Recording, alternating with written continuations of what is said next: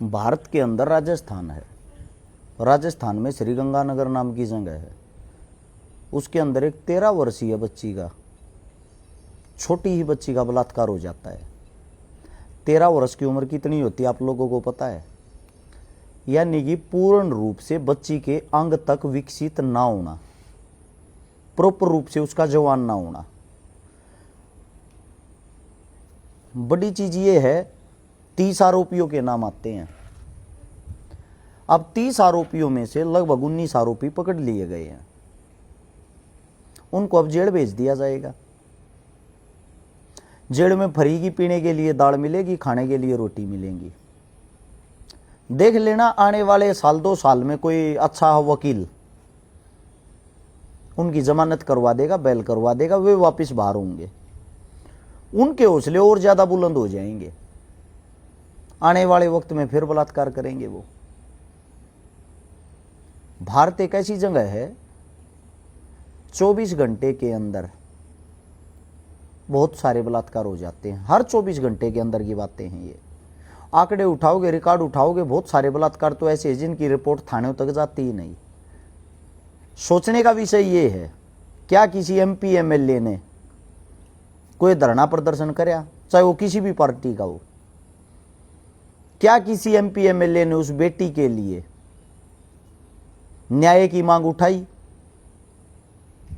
इसका मतलब ये जो अपराध हैं, ये पक्ष हो या विपक्ष हो, उनके लिए जरा ही चीजें हैं, हर रोज होती रहती हैं। दुख दर्द इस बात का है, ये बताया जाता है जो भी नाबालिग बच्ची होगी या जिसके साथ बलात्कार हुआ होगा, उसकी पहचान को और उसकी शक्ल को छुपाया जाता है। अगर उसकी पहचान और उसकी शक्ल हम दिखाते हैं तो हम भी बराबर के दोषी हैं। कल उस बेटी की शादी भी होनी है, उसे शादी करेगा कौन अगर आप उसको मशहूर कर दे हुए?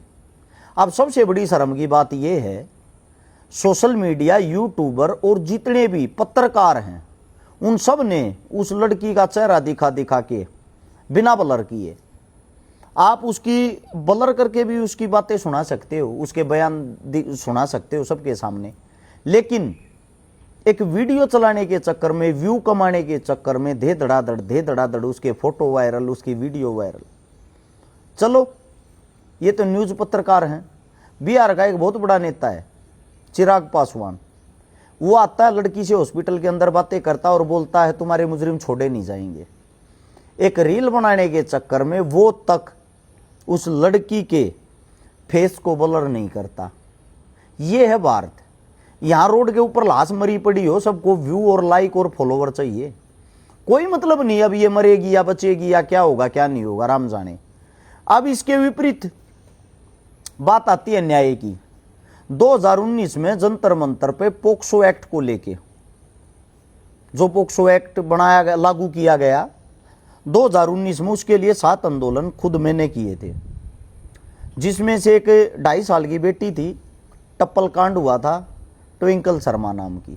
आप बोलोगे नाम आप क्यों उजागर कर रहे हो? वो मर चुकी है, मृत्यु हो चुकी उसकी, जिसका जिक्र हम करें वो इस दुनिया के अंदर नहीं है, तो उसकी कोई पहचान ही नहीं रही आने वाले टाइम में, इसीलिए उसका नाम बोला जाता है।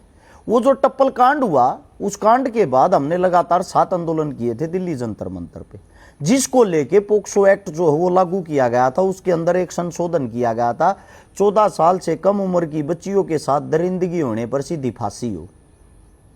मैं आज ये पूछना चाहता हूं आप लोगों से, फांसी हुई कितने लोगों को है? श्रीगंगानगर के अंदर जहां की भी ये बेटी थी, उसके अड़ोसी पड़ोसी गांव के आदमी, उस जिले के आदमी, इस बेटी को न्याय दिलाने के लिए कितने एक आदमी इकट्ठे हुए हैं, कितने एक आदमियों ने धरना किया है? क्या आप लोगों को नहीं लगता जब एक कानून बना रखा फांसी का, 13 साल की एक बेटी के साथ बलात्कार हुआ है, स्वयं वो अपने मुख से इन बातों को बता रही है, तो उन आदमियों को जेल में डाला किस लिए जाता है? क्या सरेआम रोड के ऊपर, चौराहे के ऊपर खड़ा करके 29 आदमियों को गुप्तांग काट दिए जाएं? जीवन में कोई बलात्कार करने की सोचेगा? या उन 29 आदमियों को ऑन द स्पॉट गोली मार दी जाए, एनकाउंटर कर दिया जाए? क्या कोई आगे बलात्कार करने की सोचेगा? अब उनको जेल में डाल देंगे। जेल में डालने के बाद उनको ज्यादा से ज्यादा कोई ज्यादा अच्छा जज होगा उनको फांसी की सजा सुना देगा नीचे से। ऊपर से वो फांसी कैंसिल हो जाएगी, ऊपर से भी फांसी बरकरार होगी, राष्ट्रपति से कैंसिल हो जाएगी। हिंदुस्तान है ये, यहाँ कितने आदमियों को आज तक फांसी हुई है। अब सोचने का विषय ये है, पुलिस प्रशासन और सरकार एक आम आदमी को, जैसे कि भरत तिवारी नाम का आदमी था जो क्रिमिनल नहीं था, जिसका क्राइम का रिकॉर्ड नहीं था, एक समाज सेवी था, सोशल वर्कर था, उसको मानसिक रोगी बता के उसका एनकाउंटर कर सकते हैं, जिनकी गोलियों का हिसाब किसी को नहीं देना, तो क्या इन 300 का एनकाउंटर नहीं कर सकते थे? मामूली सी बात पे किसी की गाड़ी पलटाकर दिखाकर उसका एनकाउंटर कर सकते हैं, क्या इन बलात्कारियों का एनकाउंटर नहीं हो सकता? हर जगह जहां भी आप जाते हो, अगर एक CIA के, SIT के, STF के इंचार्ज यानी कि इंस्पेक्टर को कोई क्रिमिनल जब रड़क जाता है ना, कोई ना कोई बहाना बना के उसका भी एनकाउंटर कर दिया जाता है। ये पावर होती है कि इंस्पेक्टर की। तो क्या पूरी राजस्थान सरकार की इतनी पावर नहीं कि इन 300 आरोपियों का एनकाउंटर किया जाए? भजनलाल सरकार को, बीजेपी सरकार को मैं एक बात कहना चाहता हूं, हमेशा हमेशा के लिए आप अमर हो जाओगे। आपकी सरकार की बहुत बड़ी वाहवाही होगी, आपका एक सबसे बड़ा फैसला माना जाएगा, दुश्मन भी आपकी तारीफ करेगा। मेरी आपसे पर्सनली तौर पे यह विनती है, इन 300 बंदों का एनकाउंटर किया जाए, सीधा इनको तड़पा तड़पा के मारा जाए। मैं गारंटी देता हूं, भारत के अंदर बलात्कार होने का जो एक रेशियो है वो 100 में से गिर के मात्र 5% रह जाएगा। इतना डर बन जाएगा। जब तक सख्त कानून नहीं होगा किसी चीज का कोई समाधान नहीं होगा। और मैं गंगानगर के वासियों को एक बात कहना चाहूंगा, वहां के आस पड़ोस के जितने गांव, गोहांड, जिले, तहसील जो भी है, ये बोला जाता है बेटी सबकी साजली होती है। अब साजली बेटी का अगर बलात्कार किया जाता है, उसके ऊपर भी आप लोगों का खून नहीं खोलता है?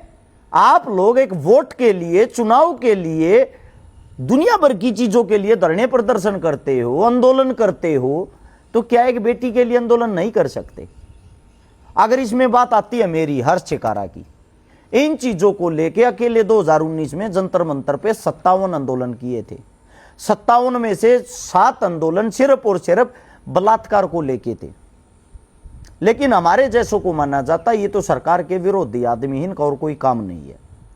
इसीलिए आपकी ये बातें सुन के, आप लोगों के ये मतलब इस टाइप की कंट्रोवर्सी सुन के अपनी आत्मा यहां तक भर गई है। कौन मरता है, कौन नहीं मरता है, देश में क्या चल रहा है, क्यों चल रहा है, कैसे चल रहा है, उन चीजों से हमने अपनी दूरी बना ली है। अपने घर का नाश हमने कर लिया, अपनी जेब से तेल हम लगाते, दुनिया भर के जगह पे वहां उनके घर जाना, उनके घर जाके उनकी आवाज उठाना, अपने परिवार को छोड़ना, 24 घंटे के मौत के मुंह में रहना, इतनी बड़ी सरकार को अपना दुश्मन बनाना, ये कार्य पिछले 14 साल से मैं कर रहा था। लेकिन अपनी आत्मा यहां तक भर गई है। क्या चल रहा है क्या नहीं, कोई फर्क नहीं पड़ता। लेकिन दुख आता है एक ऐसी बेटी पे, जिस बेटी का मजाक बना दिया है, उसको एक गुड्डी बना दिया है। गुड़िया, खेलने वाली गुड़िया होती है ना, कोई भी उसके हॉस्पिटल में जाता है, उसके साथ रील बनाता है, रील बना के घेरता है। चिराग पासवान एक बहुत बड़ा चेहरा है, हिम्मत और ताकत हम जब मानते हैं आपकी। आप उस बेटी की वीडियो के माध्यम से अगर चेहरा ही दिखाते तो यह संदेश देते कि बेटी आज से तू मेरी बेटी है, और उन 30 को ऑन द स्पॉट एनकाउंटर करने की जिम्मेदारी, करवाने की जिम्मेदारी मेरी है। यह तो होती है मर्दों वाली बात, मर्दानगी वाली बात। वोटों के लिए आप लोग इकट्ठे हो जाते हो, नेता मंत्रियों के झंडे उठाने के लिए आप लोग इकट्ठे हो जाते हो। क्या अपनी एक बेटी को न्याय दिलाने के लिए आप लोग इकट्ठे नहीं हो सकते? थू है ऐसी जनता पे, अपनी आत्मा भर चुकी है। इतना ही कहना चाहूंगा इन बहन बेटियों को, बलात्कार से बचना है, अपने साथ में एक हथियार रखा करो। उस हथियार से अगर आपके साथ कोई घटना होती है, या तो सीधा अगले का गला काट दो। अगर अगले से बच जाते हो, अगले का गला नहीं काट पाते हो, तो बहन फिर अपना काट लो, क्योंकि ये हिंदुस्तान है। यहाँ ऐसे ही बलात्कार होते रहेंगे, कोई सुनने वाला नहीं है, कोई रोकने वाला नहीं है।